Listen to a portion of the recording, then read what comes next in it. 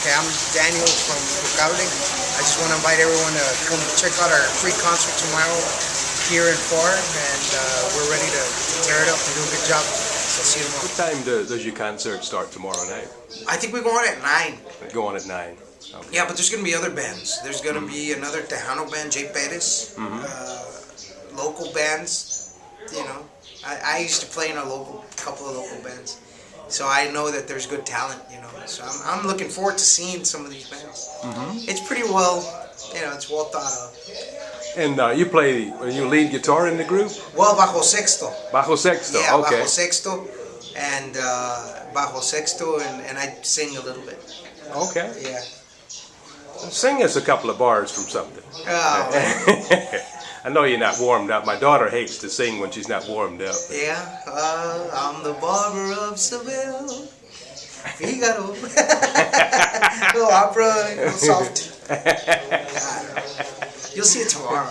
Yeah. I gotta get in the. For sure. I'm looking forward to seeing some of these bands. How does it change your life when you become a famous group, a Grammy Award? What's the difference between that and being a local band? Oh, man. I mean, as shallow as it sounds, because it is shallow, I mean, it's some sort of satisfaction, man. You know, I feel satisfied. You know, I feel satisfied. I mean, there's a difference between being fulfilled and being satisfied, okay? When I became a part of this band that was already popular, it was like, hey, cool, man, you know, cool. I made it, you know. But then as the band kept growing and growing and growing, I was like, cool, I'm a part of this, you know, I'm a part of this growth.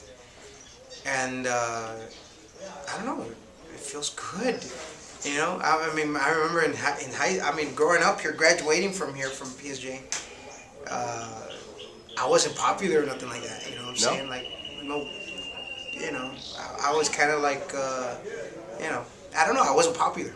I mean, I guess I knew some people. I was always friendly. I was always happy. I was always happy-go-lucky guy. So I mean, I had friends, but there was a popular crowd, and I wasn't. You know what I mean?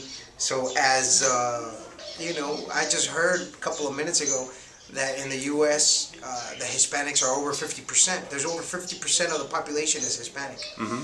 And so I think that says a lot, you know, in the 90s and the 2000s. You know, more radio stations would come up and they would have to diversify in order to attract more, you know, listeners, I think. And so more than likely that's where... you know, more people from other parts of Mexico, other parts of South America coming into Texas, Arizona, California, you know, the border states. And so Tejanos weren't, there was more other cultures from the Latino, you know, culture. Tejanos started getting smaller and smaller and smaller as it started growing. And so I think Tejano is pretty much one of the smallest, you know, styles, or if you want to call it that. You know, there's some bands that have been lucky like us. We've been lucky by being able to maintain popularity in Mexico. So we maintain popularity in Mexico. In the United States, you know, I think it balances it out. A lot of people from the United States are from Mexico, so if we're popular in Mexico, we're going to be a little bit popular in Mexico, we're going to be a little bit popular over here. So it just depends. I mean, I think we're just lucky, really. I think we're just lucky because there's a lot of good musicians. You know, there's a lot of good musicians. It's just how lucky we were to be able to present it to a crowd, you know, that was growing, you know. Well, I think you're being very modest. There's obviously... When you're at the top, there's something about your sound, there's something about your dynamics that sets you apart from others in your genre. And so stop being so modest and tell me what sets you apart. I think I was just talking to Mr. Burns here, telling him, you know, we just like playing. I just like playing. I love playing. I love playing. So even if I'm not on stage, I'll probably be playing at the house. I sing my daughters to sleep every night with my guitar. So I sing Spanish, English, you know, contemporary, whatever they ask me for. If I know it, I'll play it and I'll sing it to them, or I'll learn it for them. And I sing a good 3 or 4 tunes a night to my family. Beautiful. So that's me. Every guy in the band has his own story. You know, every guy in the band has his own, you know, love. They have their own love for music. You know, and whatever it is, you know. So I just think we love it, and I think it's luck again, a big blessing that, you know, as we put in our little ingredients into the band, you know, the band is made up of such ingredients that, you know, it's easy to, you know, it's popular. You know, they like this plate. You know, it has a little bit of this and it has a little bit of that, a little bit of this. I mean, the plate is covered, and it's, you know, it's a good ingredients. I think everybody in the band is good. The drummer is I think he's my favorite drummer. You know, the bass player, my favorite bass player. The accordionist is my favorite accordionist. He's the singer. I love the way he sings. The, you know, percussionist, the other bajo sexto player. We all, I think we're fans of each other, I think. How long has the group as it is been together? Of course, there was that tragedy. Yeah, the tragedy was in '99, and since then the group has been together the way it is right now. Since like 2000, I guess, '99. And, you know, so we've been together for a long time. The group's been around since '95, I think, or '94. I think '94 is when the first album came out. So how many years is that? I don't know, 16 years? 16 years, yeah, 16 So years. the group's been around for a while. The accident in '99, that was 12 years ago, I think. 99, right? So 12 years being the same band, you know, I mean. Were you a member of the group at that time? I was. I've been in the band since 1997.